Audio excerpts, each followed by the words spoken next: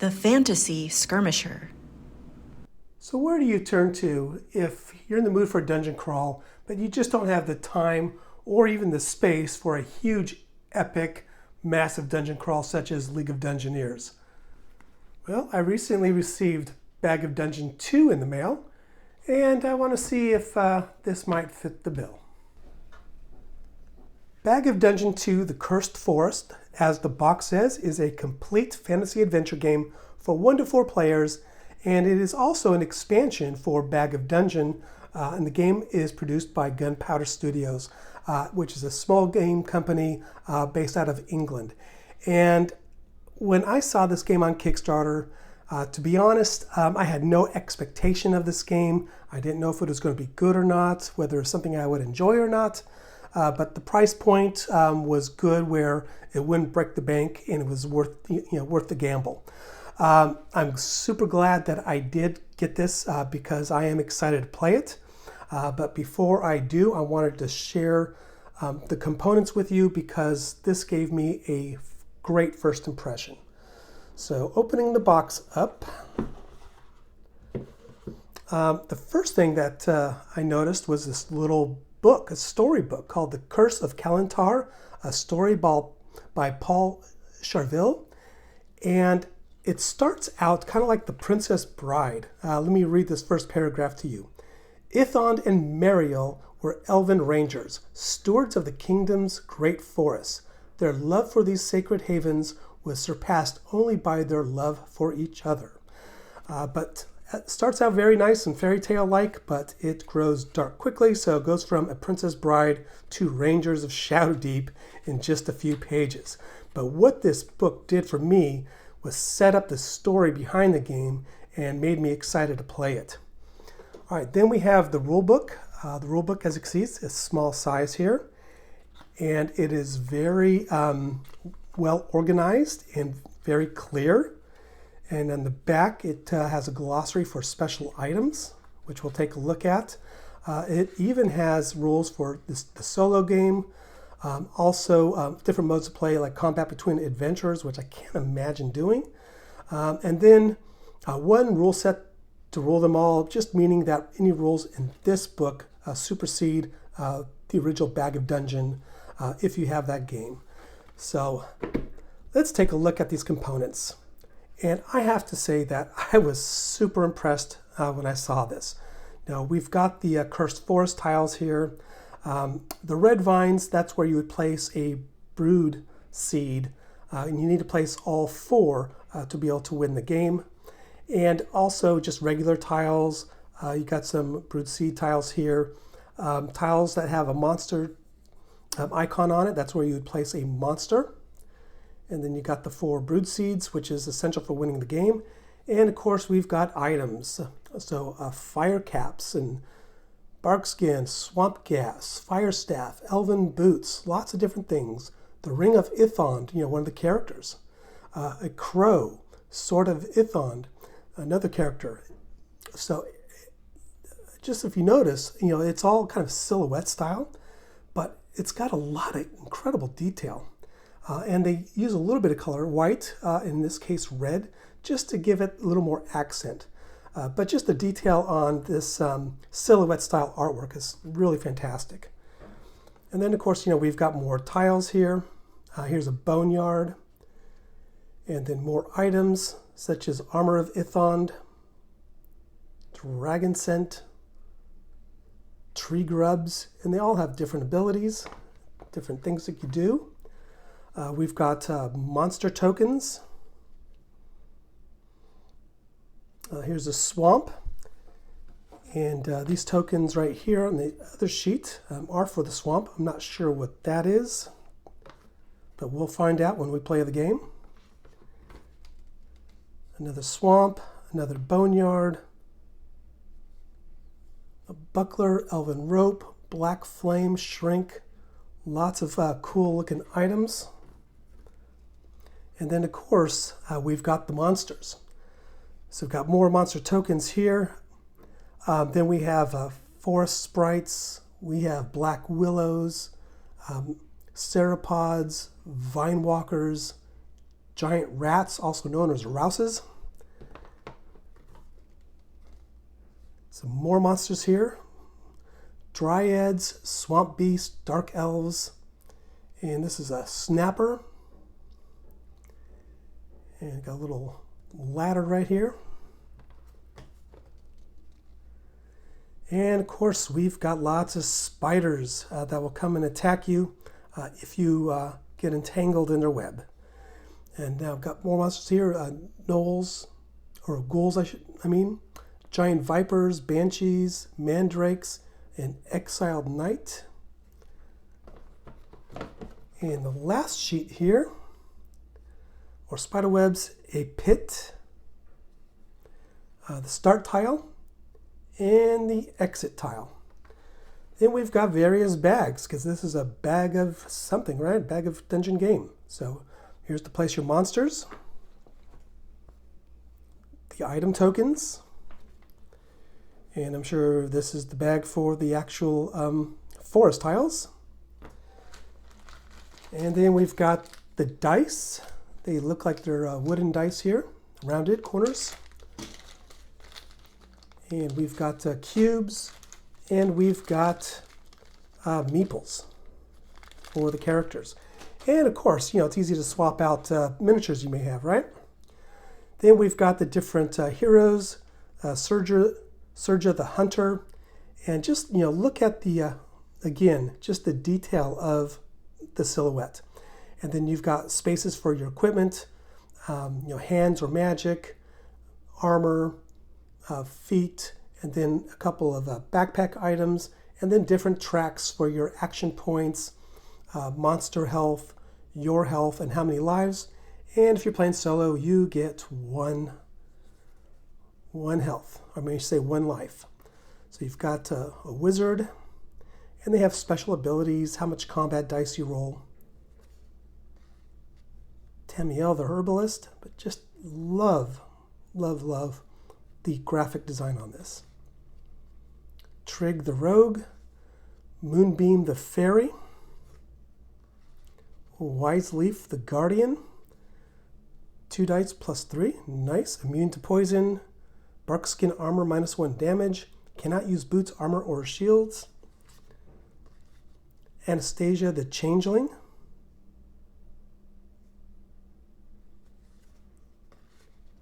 and Nekor the half ogre. So got lots of different heroes to choose from. So now it is time for me to play this game, because I'm super excited to play it, and then we'll come back and we'll talk about it.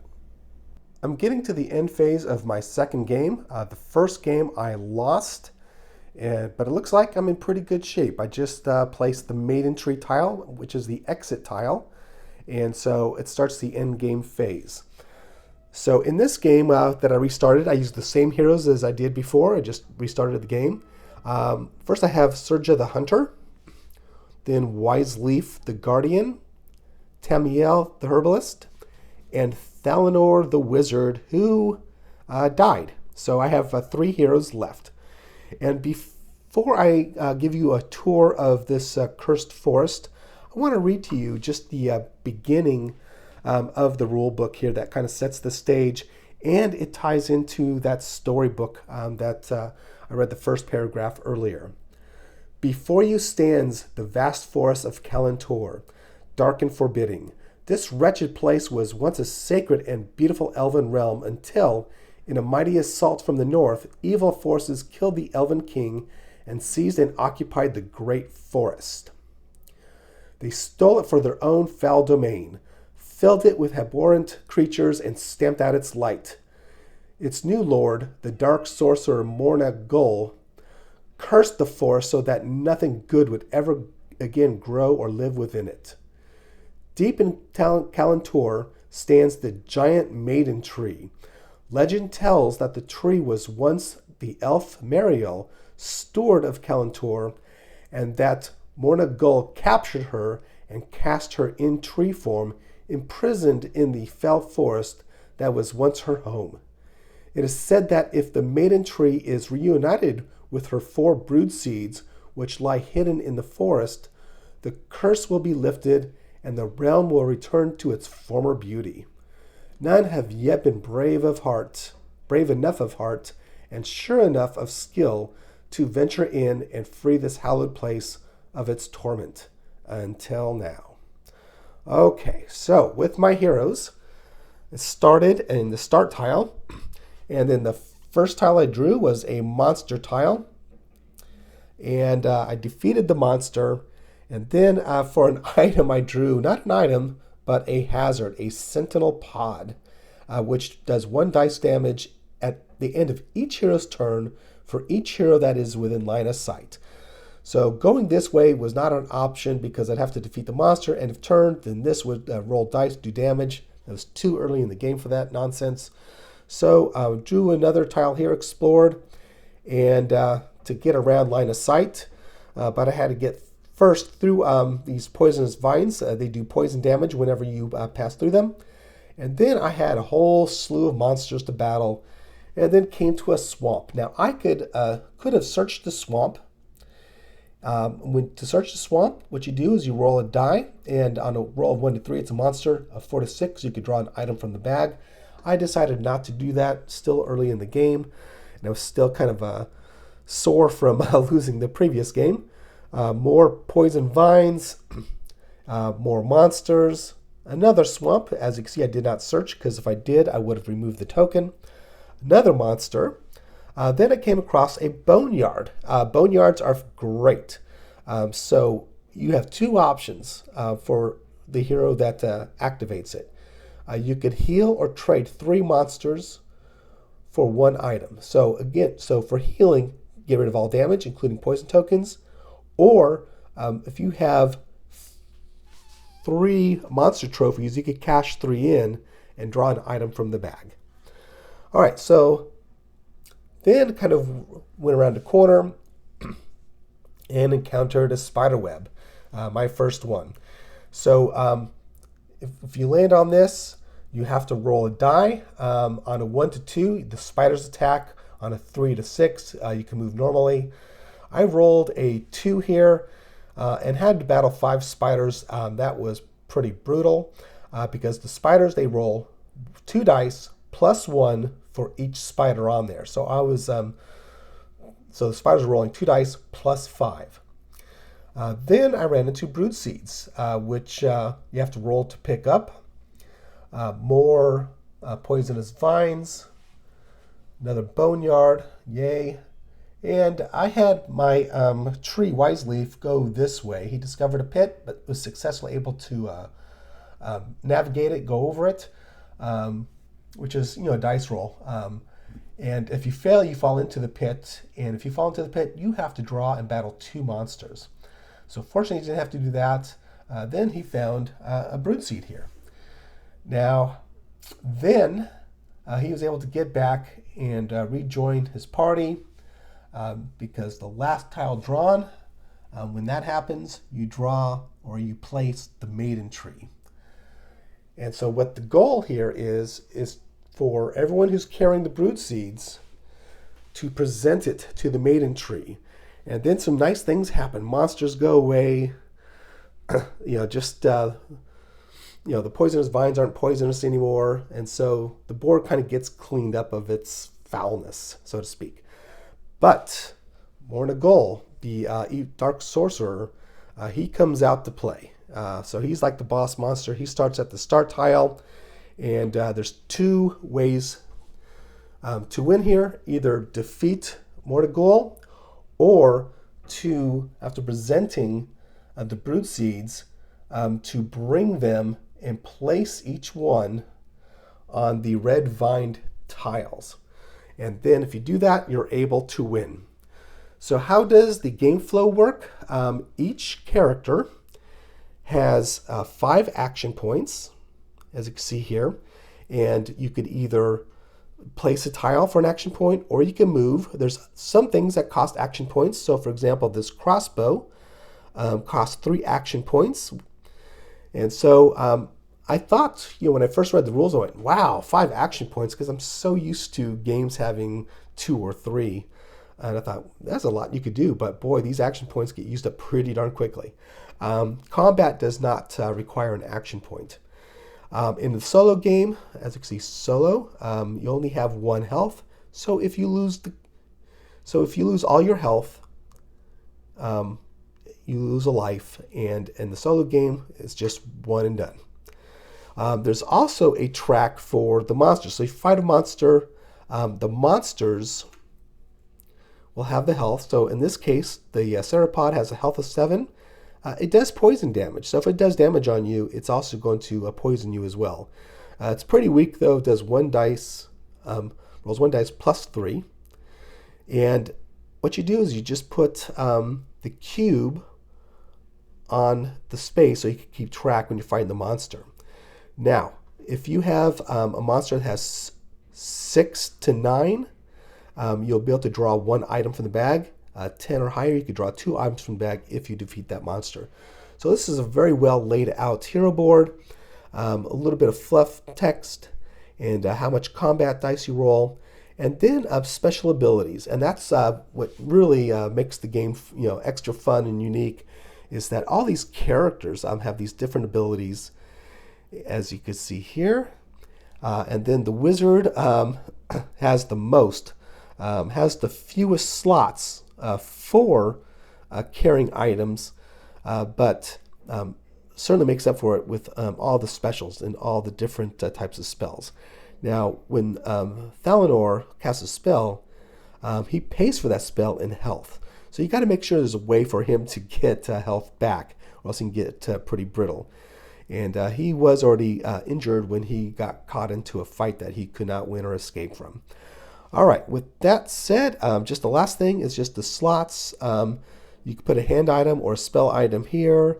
You have backpack items. He has a small backpack because others that I've seen have 2 backpack items. And then boot. Some have slots for armor, as you can see, like right here. So each space has a place. And so it's just a really well organized information.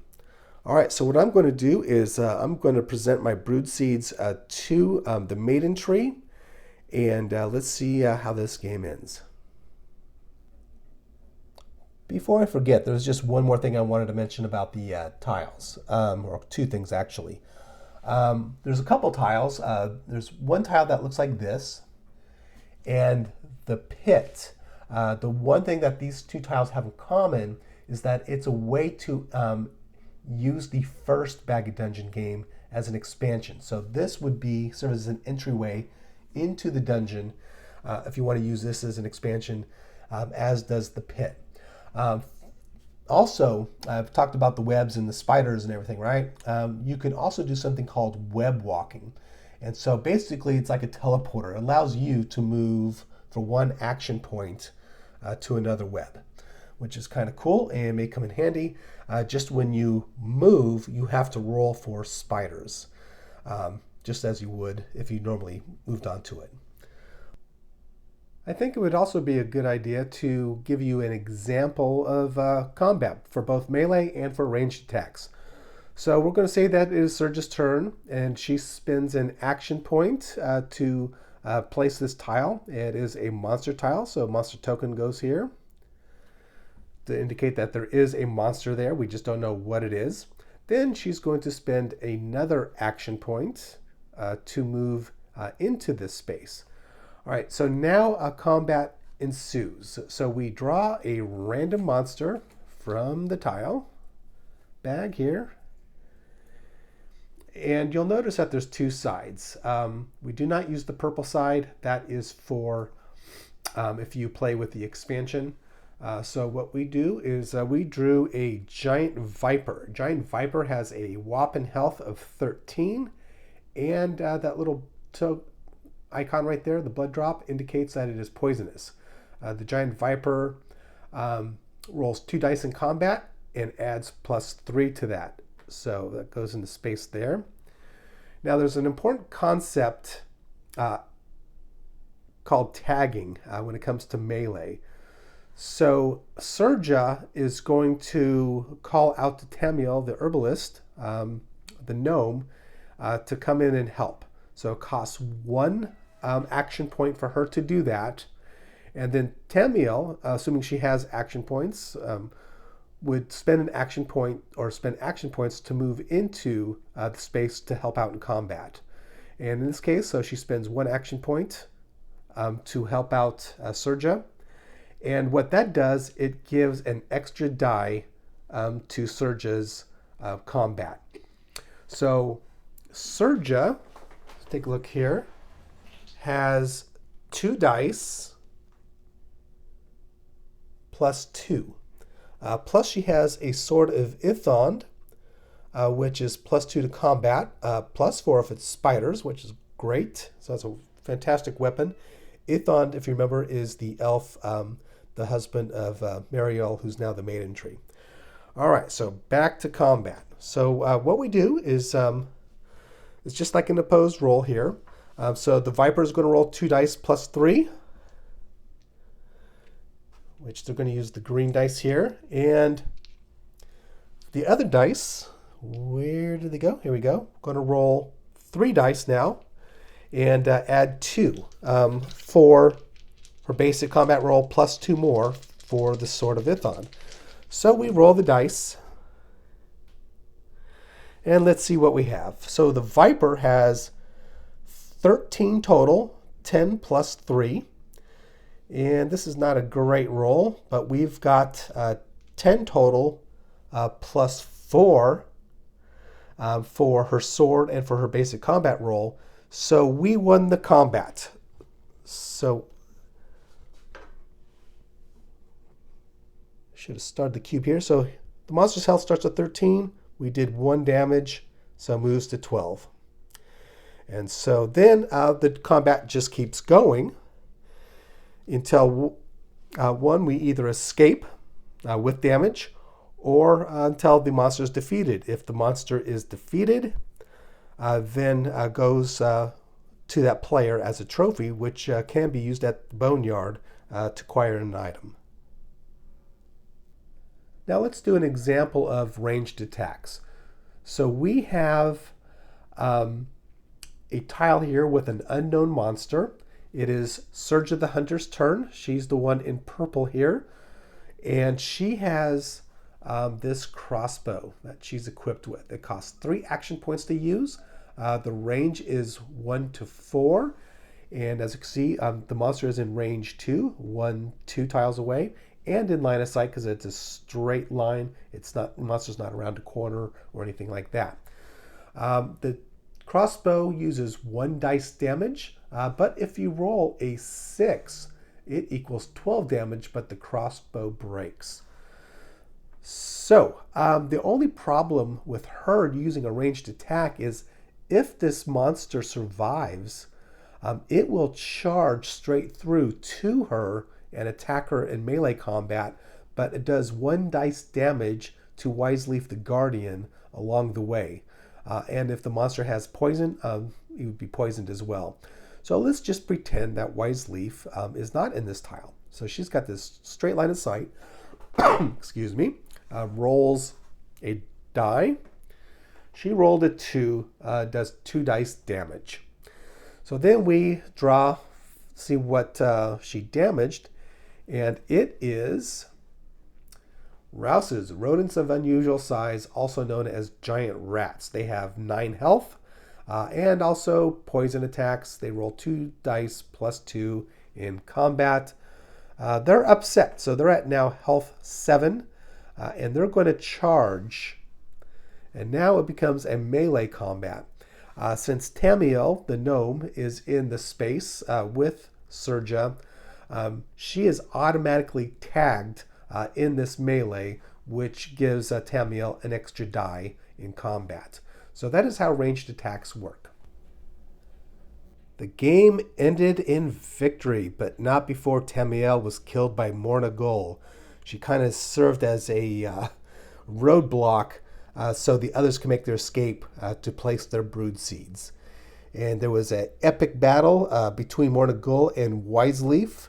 They were both wounded as soon as Wiseleaf was injured, and he was injured just slightly. he was moved over to the next tile because Mariel, the tree, helps, and the vines just kind of moved him to the next tile.